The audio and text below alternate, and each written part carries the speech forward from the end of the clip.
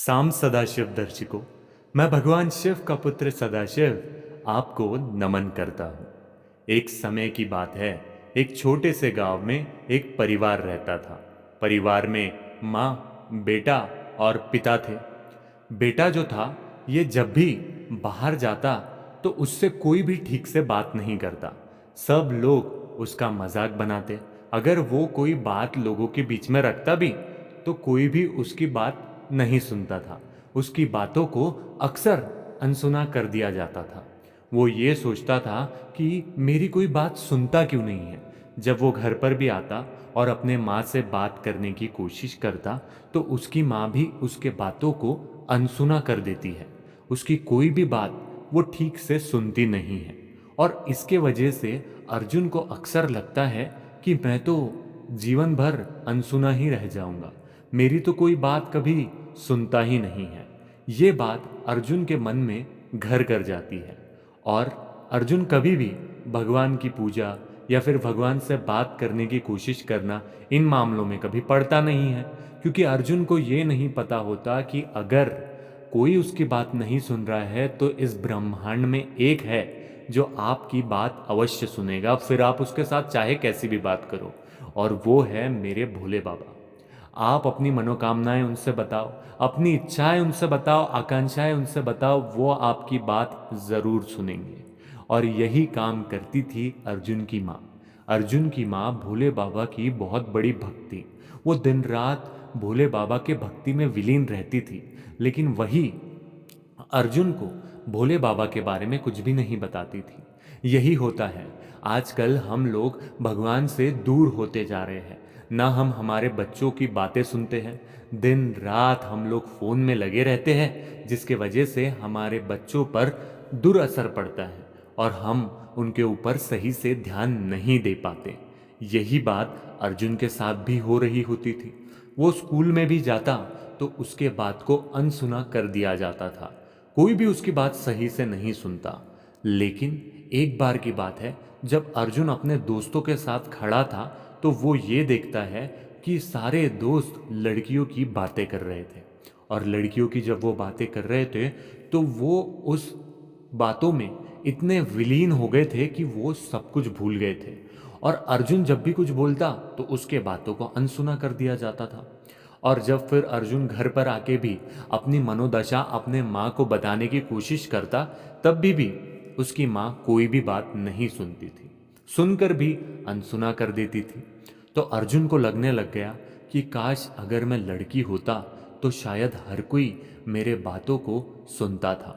हर कोई ध्यानपूर्वक मेरी अवहेलना तो नहीं करता था, लेकिन मेरे हर एक बातों का मान रखता था। क्योंकि आजकल समाज में सभी लोग लड़कियों के बारे में ही सोचते हैं, उनकी ही बातें करते हैं, उनसे ही मिलना चाहते हैं। और यही इच्छा अर्जुन के मन में जगती है।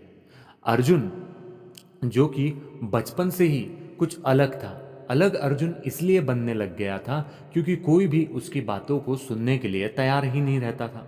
अर्जुन की आदतें और व्यवहार अब धीरे धीरे बदलने लगे थे।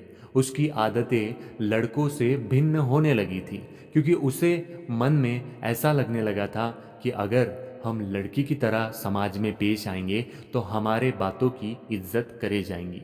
वो अक्सर लड़कियों की तरह कपड़े पहनता, श्रृंगार करता और गांव की गलियों में इधर उधर घूमा करता। उसका ये स्वभाव गांव के लोगों के लिए मजाक और ताने मारने का कारण बन गया था। जब भी अब कोई उसे देखता तो उसका भरपूर मजाक उड़ाता। फिर उसके मन में ये भी बात आने लगी कि काश मैं पूरी तरह से लड़की बन सकता, क्योंकि आधी तरह से लड़की बनने के बावजूद भी अगर मैं गांव में घूमता हूँ तो लोग तो मेरा मजाक उड़ाते हैं। जीवन में ऐसा ही होता है। हमें लगता है कि हम अगर कोई और बन जाएंगे तो शायद मान सम्मान जो हमें नहीं मिल पा रहा है वो लोग हमें देना शुरू कर देंगे। तो भगवान के भक्ति में विलीन न होते हुए हम तरह तरह के पेतरे आजमाते हैं, जैसे अर्जुन ने आजमाए। गांव के लोग उसे और उसकी माँ को तरह तरह की बातें कहते थे। अर्जुन की चलते उसकी माँ सावित्री को हर दिन तानों और अपमान का सामना करना पड़ता था। लोग कहते, तुम्हारा बेटा तो लड़का है ना, फिर ये लड़की क्यों बनता है? कोई उसे बुरी नज़र से देखता तो कोई उसे गलत कहानियों में घसीटता। सावित्री ये सब सुनकर बहुत दुखी होती थी, लेकिन उसके मन में अपने बेटे के लिए अपार प्रेम और भगवान शिव पर अटूट विश्वास था। अब बेटा चाहे कोई भी गलती क्यों ना करे, लेकिन बेटा तो अपने माँ के लिए हमेशा बेटा ही होता है। ये ताने सुनकर, अपने बेटे की ये दशा सुनकर वो ये नहीं समझ पाती है कि आखिर अर्जुन का व्यवहार इतना बदल क्यों गया। उसे अपने बेटे के बारे में बुरा तो लगता है, लेकिन एक बात जो उसे हमेशा शांति और शक्ति देती थी वो थी भगवान शिव की भक्ति। वो दिन रात भगवान शिव के भक्ति में विलीन रहती और अक्सर भगवान शिव से कहती कि हे भोलेनाथ, मैंने तो आज तक किसी का कोई बुरा नहीं किया, फिर क्यों तुम मेरे साथ में खेलते हो?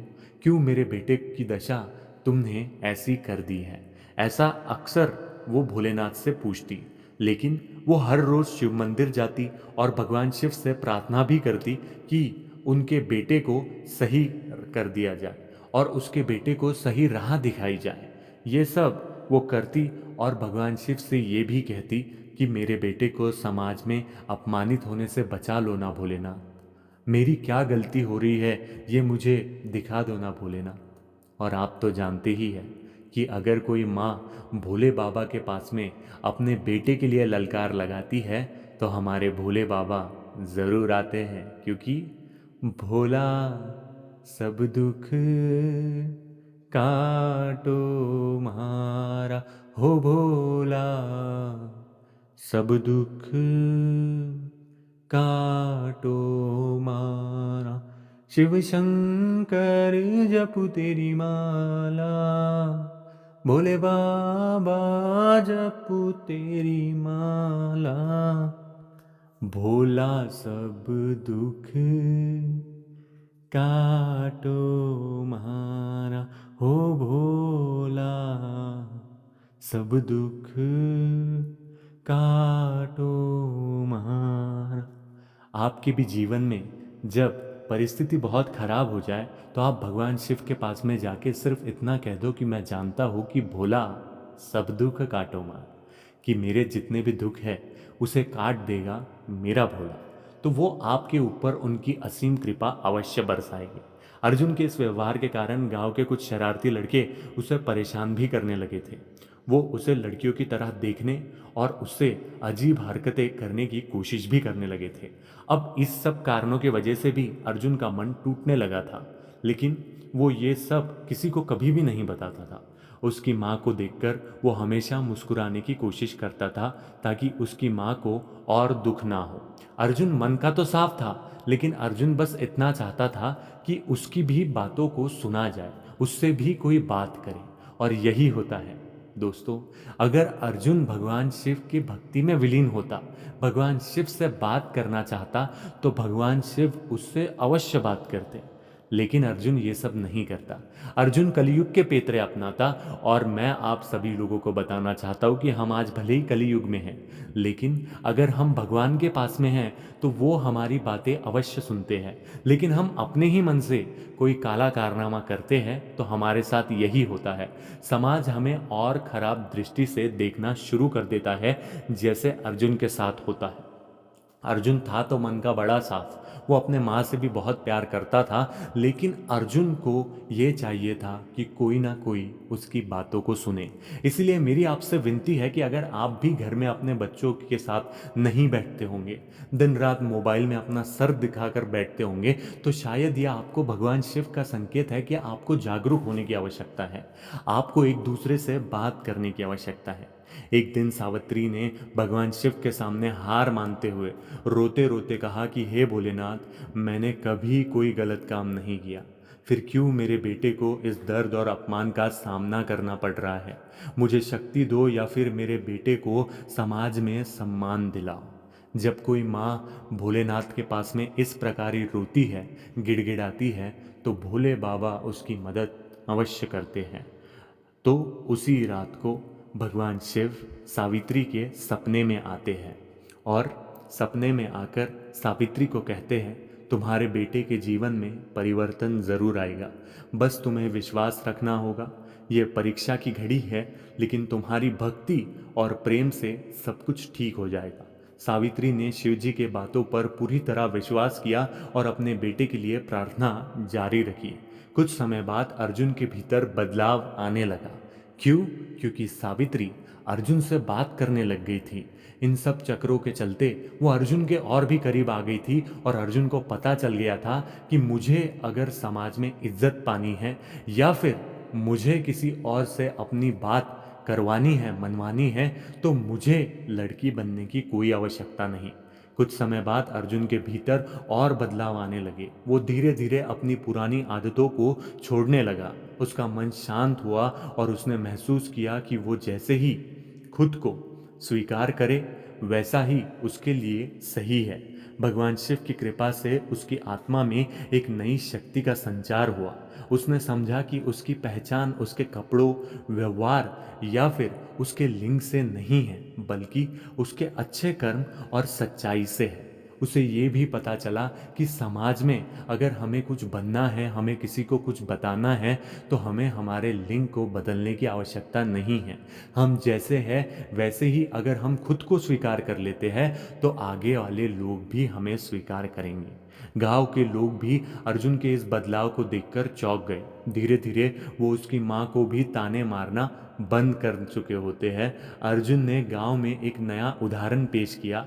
चाहे जीवन में कितनी भी कठिनाइयां आए, अगर आप खुद पर भरोसा और भगवान शिव पर विश्वास रखें तो हर एक मुश्किल का हल मिल सकता है।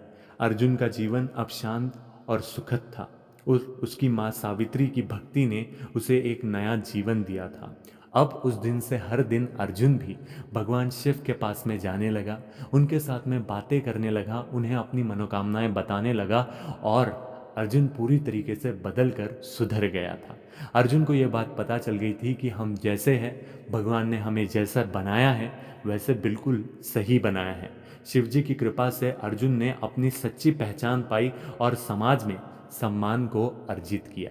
इसीलिए आपसे भी मैं कहना चाहता हूँ कि अगर आप भी सम्मान पाना चाहते हैं, आप भी अपनी मनोकामनाओं को पूरा करना चाहते हैं, तो भगवान शिव की भक्ति के अलावा कोई दूसरा मार्ग नहीं है। अपने बच्चों को भी आज से ही भगवान शिव की कथा सुनाएं, उनको शिव चर्चा का भागी बनाएं और देखिए कि उनके जीवन में कितने बड़े बड़े बदलाव आते हैं। अगर आप यहाँ तक इस कथा को सुन रहे हैं और आप अपने मनोकामनाओं के ध्वनि को भगवान शिव तक तुरंत ही पहुँचाना चाहते हैं, तो शाम सदाशिव इस नाम के साथ में जुड़ने के लिए आपको बस सब्सक्राइब के बटन पर दबाना है। इसके आपको कोई पैसे नहीं लगते। इससे आपके मनोकामनाओं की ध्वनि भगवान शिव तक तुरंत पहुँचेगी, क्योंकि आप शाम सदाशिव से जुड़ जाओगे। तो इसी के साथ शाम सदाशिव, हर हर महादेव।